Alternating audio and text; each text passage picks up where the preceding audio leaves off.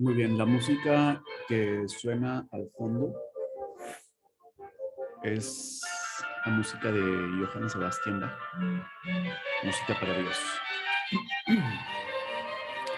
Es esta meditación sobre la maestría de Dios, ¿no? De la magnificencia, de su omnipresencia, y esta música sube y se eleva, es el barroco de Bach, que, según dicen los expertos, pues no pasa de moda, ¿no? Llegan revoluciones y revoluciones, y Johann Sebastian Bach no pasa de moda, sigue ahí. Hay algo muy poderoso en sus composiciones, ¿no?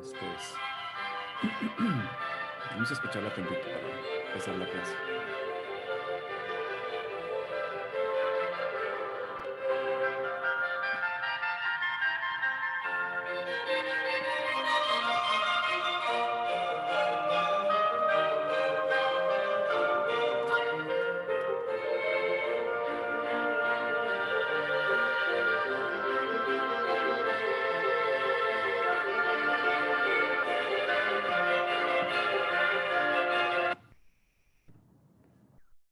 Bueno, así nada más poquito, porque luego nos elevamos demasiado y tampoco nos conviene.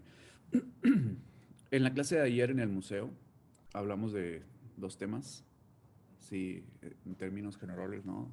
Dos territorios del arte: el arte del pasado y el arte que se aproxima al presente, ¿no? Nunca llegamos al presente del arte, es inacible, pero sí que podemos hacer una reflexión sobre estos dos territorios, y yo sé que la partición que hicimos es muy brutal, pero creo que también es esclarecedora.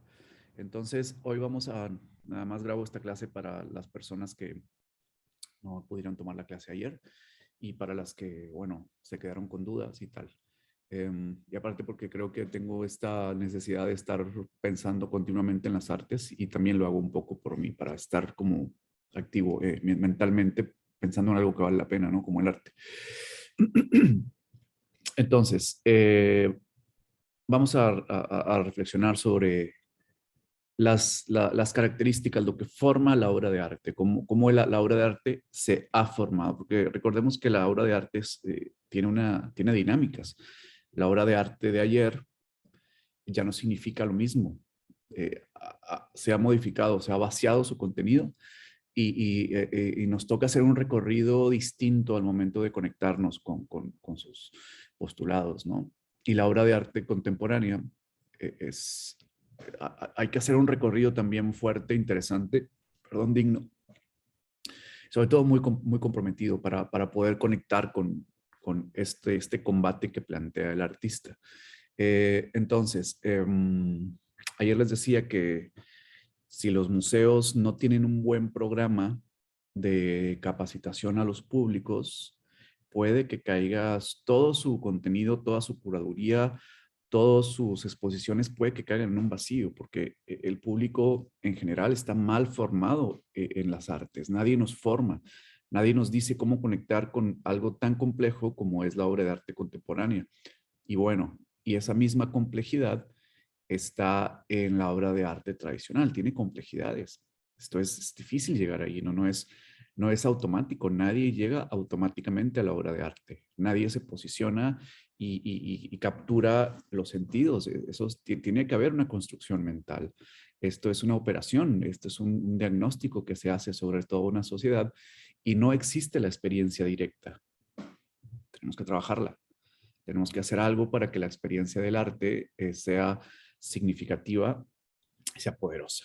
Entonces, bueno, vamos a ver la presentación, vamos a platicar. Bueno, yo estoy aquí con el cuadro de mi amigo Eduardo, pero vamos a hacer esta presentación. Entonces, muy bien, el tema acá es pues el origen de la obra de arte, ¿no? Y dentro de lo que nos acompaña en Occidente, pues ha sido el arte. Todos estamos rodeados de arte. El arte está con nosotros en momentos muy claves de nuestra vida, en momentos muy claves de nuestro acontecer, ¿no? Está en la vida y en la muerte, en el nacimiento y en la partida, en la guerra y en el gozo. El arte es como un acompañante muy poderoso de la humanidad, ¿no? Es quizá una guía en algunos momentos, ¿no? Entonces nos vemos obligados a profundizar, a, a, a, ejercitar una inmersión en la obra de arte, a ser dignos de la obra de arte, entendiendo los mecanismos que la mueven, ¿no? Y decía eh, el gran pensador brasileiro, Paulo Freire, que quizá profundizarse a esto, entender los mecanismos que mueven algo, ir a lo que mueve a la obra de arte. Entonces, hay algunas formas que podemos utilizar para entender estos mecanismos, ¿no? Para profundizar, y es urgente profundizar. Existe el goce estético, claro que nos podemos regocijar y podemos ser muy felices entendiendo cómo trabaja el autor su estrategia estética, ¿no? Claro, por supuesto. ¿Quién no? Yo he pasado momentos muy deliciosos observando un Chagall, por ejemplo. Pero no es solo la observación o no es solamente el identificar algunos procesos creativos, que esta palabra es horrible, no es solamente identificar algunas ideas que el autor ejercita técnicamente, es algo más, porque el arte tiene un peso existencial. Hay algunos de nosotros que creemos que el arte, si no tiene un peso existencial, cae en un vacío. Entonces, bueno, una de las cosas es primero desmontar ideas para dejar que operen otras en libertad, ¿no? Todos tenemos una concepción de arte, generalmente, este, ahí nomás, y que a veces nos quedamos con eso, ¿no? Con eso que está muy ligada a la experiencia de la concepción del arte, a lo que sentimos o a lo que queremos pensar. Y bueno, esto es simplemente como cuando vas al doctor y te dan un diagnóstico, es diferente a lo que pensabas. Entonces, una clase de arte reta tus ideas preconcebidas y esto es lo que hace quizá la investigación en el nivel que estamos nosotros, que venimos a una clase a debatir ideas, es también dejar que nuestras ideas descansen y darle oportunidad a otras, ¿no? Y bueno, sobre todo, la forma que a mí me gusta trabajar mis clases es permitir que la realidad y la obra se vinculen dinámicamente, que haya una vinculación dinámica, es decir, cómo la obra incide dinámicamente en la realidad, pensemos esto como un baile, no cómo danza la obra y la realidad, cómo se encuentran, cómo se enamoran, cómo se pelean, cómo luchan entre sí, cómo se acompañan. Entonces, bueno, vamos a ver esta dinámica en dos diferentes momentos históricos. ¿Va? Vale, buenísimo. Ok, bueno, les decía que esta es una de las obras que más me interesan. Creo que aquí es donde se logra esta dinámica entre obra de arte y realidad, ¿no? Cómo están vinculadas esta imagen sobre los migrantes en Europa, cómo está vinculada la obra y la realidad, cómo están jugando, cómo se confrontan, cómo combate el autor, desde dónde está combatiendo el autor, desde dónde la estética se borra un poco para que aparezca la potencia del arte y entonces hay una relación dinámica entre obra y realidad, ¿no? Muy bien. Y esto es lo que tiene la escultura, que es un tipo de arte que yo frecuento poco. Pero cuando está bien planteada la escultura, mueve el mundo, ¿no? Entonces, la mirada encuentra razones para combatir. Bien. Comentábamos que profundizar es descubrir la actitud del autor ante el mundo, ¿no? Y pensábamos en Kafka, grandísimo autor. Kafka como aquel digamos, si todos vamos viendo el abismo, Kafka es el que está más cerca, ¿no? Kafka es el que te dice el que no te deja escapatoria, es el último centímetro antes de brincar al abismo, por eso sus cuentos son espasmódicos, son cortos, son breves, porque no necesita más, es casi el último grito. Hablábamos de Saramago, ¿desde dónde se posiciona? Eso es lo que yo haría para encontrarme con el artista, encontrarme con la obra de arte, desde dónde está posicionado el autor ante el mundo, desde dónde se posiciona Caravaggio, desde dónde se posiciona Vincent Van Gogh, desde dónde se posiciona Remedios Varo, desde dónde se posiciona Clara Peters, desde dónde se posiciona Irene Nemirovsky, dónde están situados a la vista del abismo, ¿no?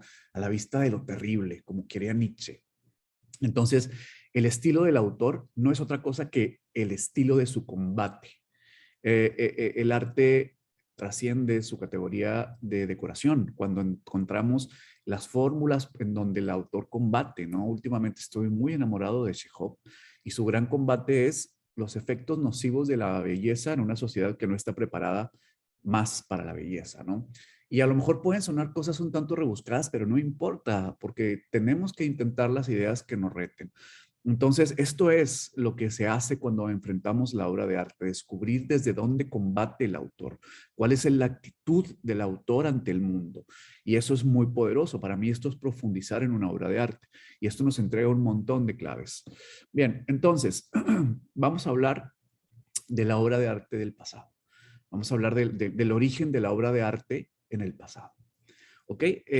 La obra de arte del pasado está íntimamente ligada al concepto de belleza. La belleza es como un pliegue que nos llevaba de una realidad a otra. Es decir, había un mundo que era dado y la obra de arte del pasado tenía este como vínculo, este ser vinculante que era la belleza, porque la obra de arte del pasado se trata de una sustitución de la realidad. La obra del pasado intenta sustituir una realidad por otra. Es muy aplastante. La obra del pasado es algo que te eleva para que veas otra realidad y luego esta realidad se posiciona del mundo, ¿no? Acuérdense, el arte del pasado es místico, es un tributario de la fe, es una forma de producirnos, es un fondo que se desarraiga para que llegue un mundo ulterior, ¿no? Y esto se llama la religión del arte, ¿no? También el arte del pasado genera conciencia. Es decir, no solamente viene a sustituir un mundo, sino a donarnos una conciencia. Es decir, que al producir una obra de arte, producimos un mundo. Esto es muy importante de apreciar. Cuando apreciamos una obra de arte del pasado, cuando apreciamos un Bosco, cuando apreciamos un Velázquez, cuando apreciamos un Murillo, estamos apreciando la producción de un mundo cuyo centro es la belleza y el amor a la belleza. ¿Sí?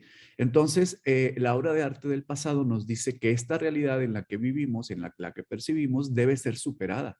Hay algo por conquistar y nuestro pivote, el eje de la obra de arte del pasado es la belleza, ¿no? El bien, la belleza, el amor a la belleza, cómo esta belleza nos lleva de una realidad a otra y cómo nuestro mundo que percibimos mentalmente debe ser destruido, debe ser superado, es un mundo que es el mundo de lo falso, digamos, si queremos ser platónicos, ¿no? Entonces, esto es ejemplos de Peter Paul Rubens y de la mitología griega, ¿no? Vean cómo hay un mundo que va a aplastar al mundo de lo humano. El mundo de lo humano se carcome, es corrupto, está enfermo, se equivoca, pero hay algo, hay una experiencia que nos saca de lo terrible de la humanidad. Es la experiencia del arte, ¿no? Y es muy importante cómo esto entra psíquicamente a la conciencia de la civilización y entonces el arte se convierte en una potencia demoledora que es capaz de vencer el mundo dado, ¿no? Entonces nos donan un sentido, llega y se posiciona una realidad metafísica y destruye la realidad física, la hace pedazos. Y eso es interesantísimo y eso es lo que acudimos a ver a una obra de arte del pasado, ¿no? Esta contraposición de mundo, esta yuxtaposición de mundos, ¿no? En donde el arte es esto, es encontrar otra realidad y aquí se remarca esa idea. Entonces, claro, y se usan metodologías como el uso de la luz, el uso de los colores, el uso de los elementos, todo está diseñado para que brille un mundo y se apague otro. ¿Ven? Este es un Rubens en donde la potencia de la humanidad está ahí, no se niega, ¿no? Y es la potencia de la mundanalidad, o si lo decimos cristianamente, de su carnalidad. Y es lo espiritual lo que viene a hacer que decrezca lo humano y que crezca lo divino. Entonces, en un sentido, el artista era el amanuense de Dios, el que hacía visible el centro, el cosmos, lo que mueve al universo. ¿No? Esto es muy poderoso. Claro que aquí ya hay un cúmulo de emociones y sensaciones humanas. Aquí se aparece la esperanza y la derrota, el deseo y la virtud, y todo es muy rico y todo es también muy poderoso de observar, ¿no? Porque se llega a niveles de expresión altísimos. Sin embargo, lo que realmente estamos viendo es la suplantación de un mundo. ¿Bien? Muy bien. Bueno, ¿qué es lo que nos ofrece la obra de arte del pasado? Bueno, es una garantía de que podemos regresar a casa. Es una garantía del regreso a lo divino, ¿no? Al ver la obra del pasado, da de cuenta que nos subimos a un ascensor, ¿no? Y pones, ¿a qué piso va? Te dice el ascensorista, que ya no he visto ascensoristas. Es una de las profesiones que la pandemia arrasó. Te dice el ascensorista, pues ¿a dónde vas? No, pues yo voy al cielo, mi rey. Órale, pícale. Ahí está, arribita del penthouse, subiendo ahí por la Diana, pues debe estar por ahí el cielo, algo así. Es la garantía del regreso a lo divino, ¿no? El arte del pasado te da esa garantía. Y aquí la palabra extraña es la palabra garantía. Claro, cuando un espectador del siglo tal se aproximaba a la piedad, encontraba una garantía. En un mundo cruel había la garantía del amor. En un mundo de la peste negra había la garantía del sanador, que es Jesús. En un mundo en donde no hay autoridad, había la garantía de la autoridad divina. En un mundo consagrado a la fealdad, en el arte se encontraba la belleza y esas garantías entraban profundamente al psique de la civilización. Muy bien. Vamos a ver, por ejemplo, esto, ¿no? El Bosco. Aquí está todo lo que he dicho resumido en el Bosco a un nivel hiper estetizado a madres, ¿no? Entonces tenemos a la figura central, que es el Salvador, vestido de rojo porque es pasión, porque va a sufrir, porque representa esta sangre que entrega por el mundo, y luego aquí está pues sus séquitos, sus seguidores, y aquí está el mundo, aquí estamos nosotros en esta perdición, porque somos perdición, y si existe la perdición, pues alguien también es el Salvador. Entonces, vean cómo la figura ocupa el centro de la composición. Y acá estamos, ¿no? Nosotros estamos en la lujuria, en la maldad, en el desorden, en el caos. Esto parece una canción de Calle 13 completamente. Y al final pero al final hay una garantía que nos reinventa, en la que pivoteamos, ¿no? Y esto es la garantía del arte del pasado. Muy bien, ¿qué más nos da la obra de arte del pasado? Pues una súbita profundización existencial. Es decir, que al ver la obra encontramos elementos filosóficos, elementos de sabiduría, encontramos una comprensión del mundo. Pero acuérdense que esto es a nivel cosmológico, ¿no? Sabemos dónde estamos en el universo al ver una obra, al encontrarnos al rector de la creación en un cuadro visualmente, en un pasaje de la Biblia, en una obra incluso en las deformaciones que luego tiene el barroco, o en las otras escuelas que sustituyen al barroco, como el neoclásico, también hay un rector que es el Estado y que es el poder y que también nos da una comprensión del mundo en el que vivimos, ¿no? Eso no necesariamente ocurre con la obra de arte contemporánea, pero ahorita lo veremos. Entonces, la obra de arte nos da una súbita profundización y profundizamos en cuestiones de la naturaleza humana, por ejemplo, ¿no? Que somos pecado, pero al mismo tiempo somos virtud. Y esta obra de Mantella, que tiene mucho peso dramático, que tiene muchos elementos cruzándose entre sí, nos llevan a una realización de lo que somos en la existencia, que somos estos, ¿no? Los que están dormidos en medio del conflicto, ¿no? Me recuerda el poema de Julio Cortázar sobre el Che Guevara, ¿no? El Che Guevara, él le decía al Che Guevara, eres mi hermano despierto mientras yo dormía. No, es uno de los pocos poemas que me gustan de Cortázar. De hecho, ni siquiera sé si escribió más, pero ese sí es muy bueno.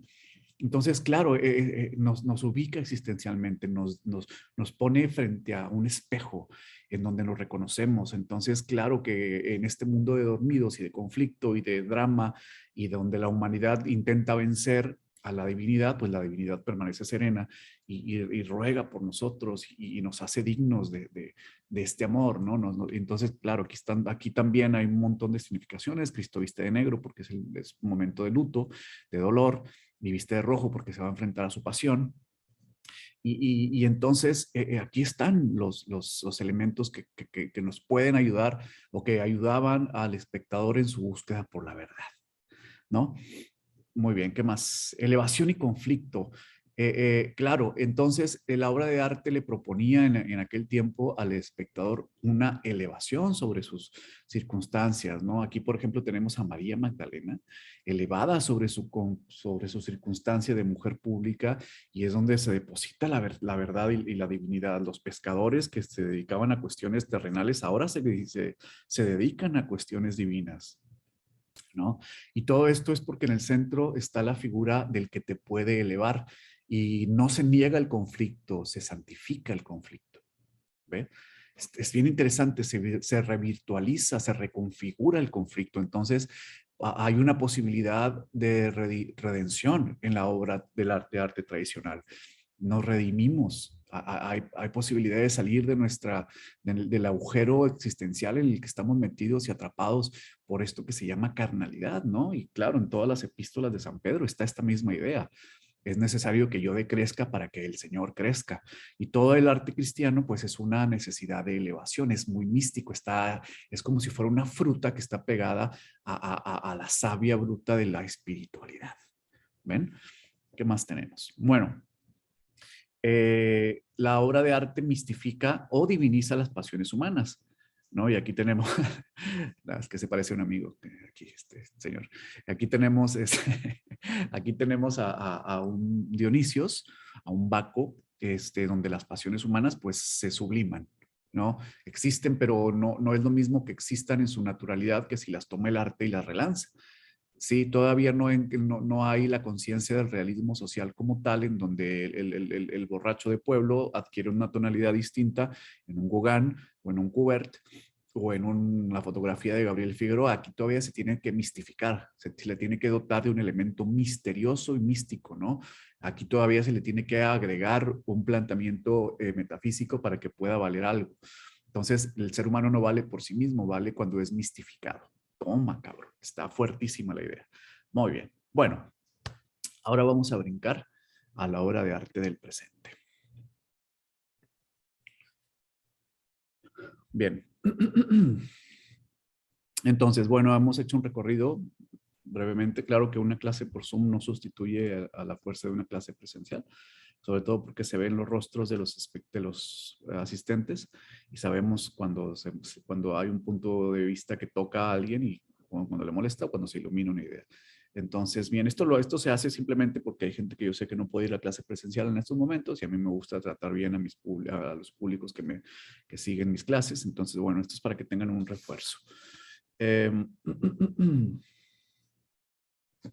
Ok, este es el libro que utilizo como de cabecera para mis clases, El origen de la tragedia, de Nietzsche. Y es un libro fascinante y muy, muy difícil de leer porque te puede cambiar la visión de la vida y a veces uno quiere quedarse con sus pequeñas visiones, ¿no? Bueno, vamos a ver ahora la obra de arte tradicional. Digo, la obra de arte del presente. Bien. Vamos a seguir este modelo que teníamos. Ahora, aquí el mundo ya cambió. En la obra de arte del presente, lo que se empiezan a eliminar los vicios que tenía la obra de arte tradicional, ¿no? La obra de arte del presente elimina las garantías, ¿sí? Vamos a cambiar aquí, elimina las garantías, ¿no? Tiene una capacidad de eliminar las garantías tremendas. Eh, es como si dijéramos que todo el arte contemporáneo intenta negar lo que el arte del pasado establece y sobre todo las garantías existenciales. Digamos que nos quita el piso, nos enseña a enfrentarnos a la realidad desde nuestras propias fuerzas, pocas o muchas, ¿no? Entonces, bueno, es lo que vamos a revisar a continuación en la clase y vamos a revisar a profundidad este tema. Es muy difícil que la obra de arte del pasado tenga una pertinencia como la que tenía anteriormente en el presente. Es muy difícil que veamos a la obra del pasado como se veía antes, no cumple no podemos ir a la obra de arte del pasado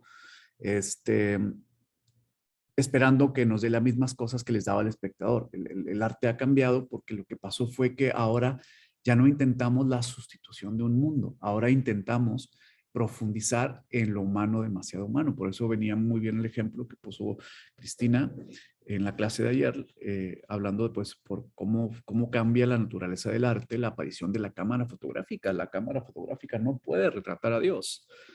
no puede venir a retratar algo que no existe. Entonces, cuando surge la cámara, es una necesidad de profundizar en lo terrenal, como dice Nietzsche, de permanecer fieles a la tierra. Entonces, el arte de la actualidad no genera garantías.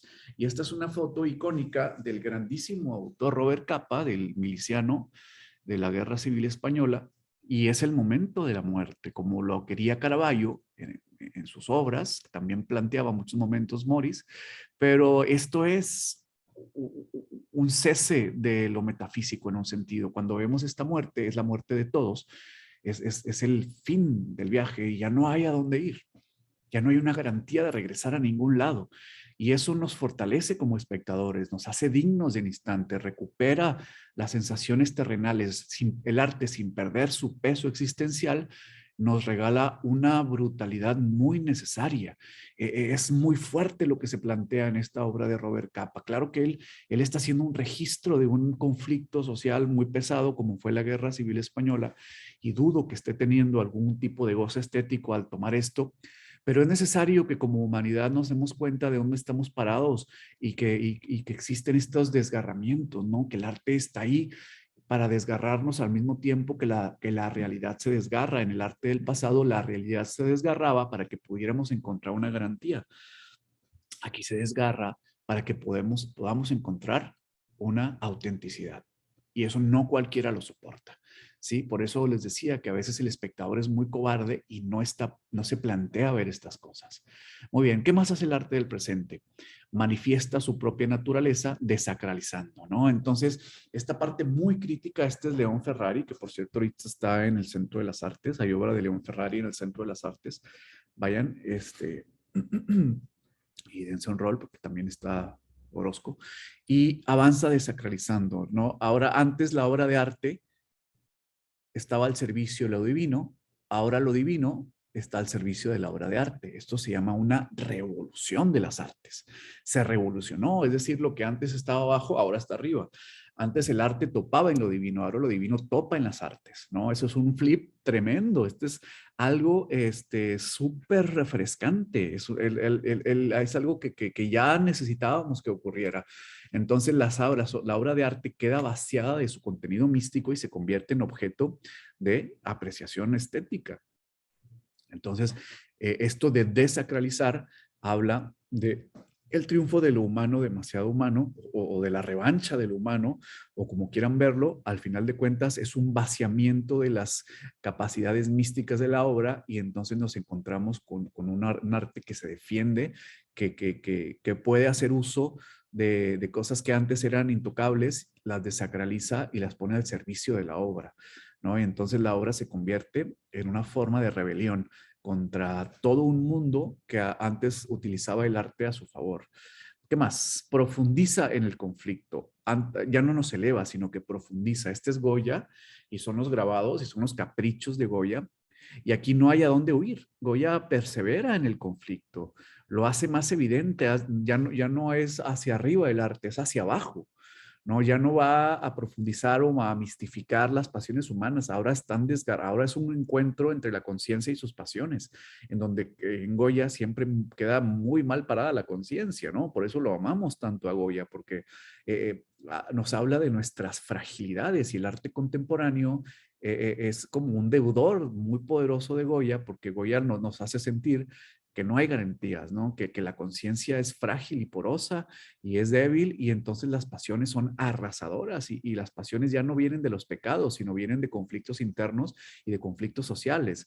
Entonces, esto es lo que hace ahora el arte contemporáneo, profundiza y en el conflicto. ¿Y qué más hace el arte? Bueno, desata las pasiones, ¿no? Esta es fotogramas de la película Full Metal Jacket, o como dicen en España, chaqueta metálica. Y habla pues cómo están, cómo las pasiones humanas ya no hay, ya no es necesario mistificarlas o divinizarlas o sublimarlas, es solamente ponerlas a funcionar.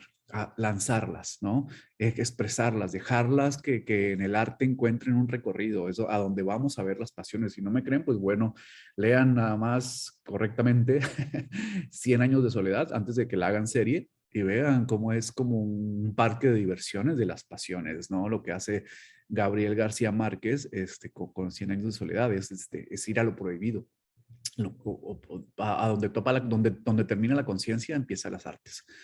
Tremendo lo que plantea Stanley Kubrick aquí.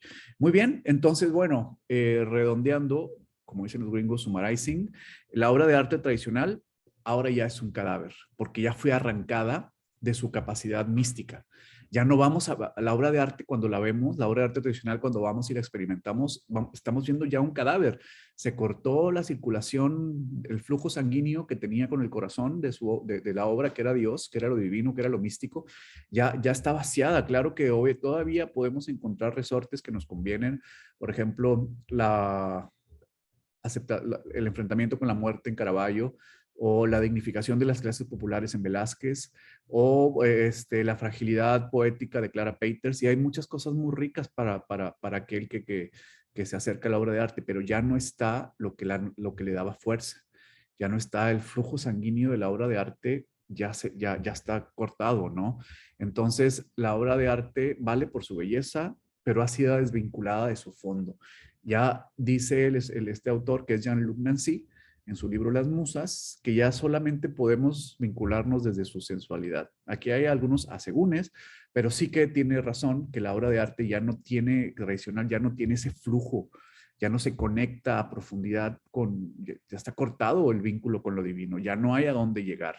Entonces, ahora, por ejemplo, esta obra de Laoconte ya solo vale por su lucha, no por su origen, ¿sí? Y esto es, por ejemplo, lo que valdría hoy, lo que tendría una resonancia en nuestra mirada.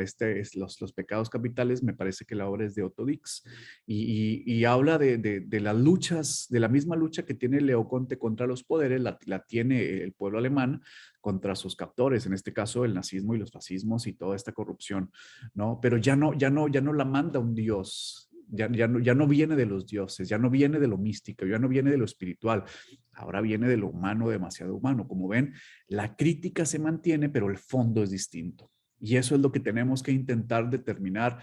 Y este es el nuevo combate, es la nueva confrontación, es el nuevo rumbo de las artes. Es el arte, claro, sigue manteniendo su origen crítico, pero su destino se enfrenta a la mirada desde otra manera.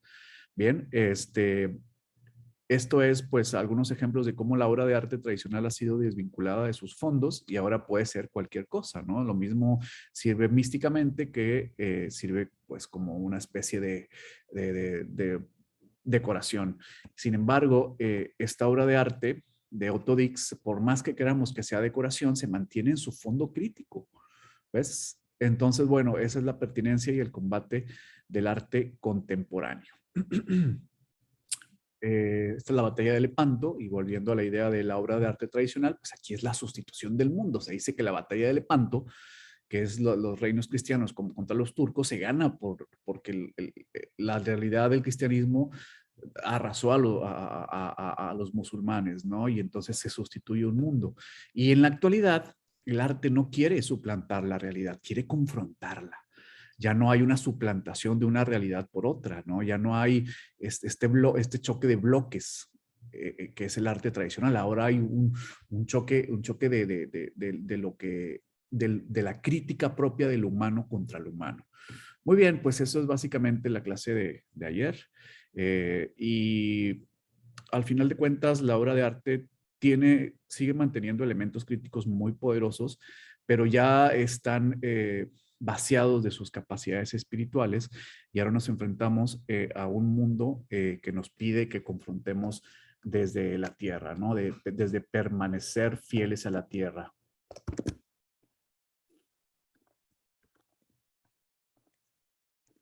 Muy bien, como empezamos con música, pues también vamos a terminar con música, ¿no? Con el final de Full Metal Jacket. Y bueno, estas clases, esto que hago es solamente para que ustedes tengan un registro. Está muy bien educativo. Para mí me parece que está bien a manera didáctica, tener la clase presencial y luego tener estos pequeños refuerzos para que ustedes puedan debatir y me puedan cuestionar y podamos establecer una verdadera clase de artes, ¿no? Que no solamente es la recepción, sino también la crítica y la confrontación en clase. Entonces, bueno, poco a poco los vamos a ir soltando en clase. Ayer los vi muy atentos y está muy bien, pero me parece que también es necesario que establezcamos contrapuntos. Como les digo, ¿no? Esto es lo que yo estudié. Puede que alguien más venga y les diga otra cosa y está muy bien. Hay otras líneas de aproximación a la obra de arte, pues la que yo defiendo.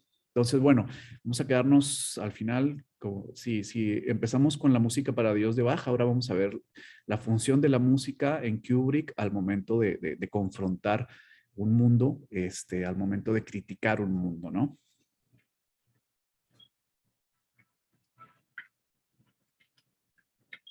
We have nailed our names in the pages of history, enough for today. We hump down to the perfume river to set in for the night.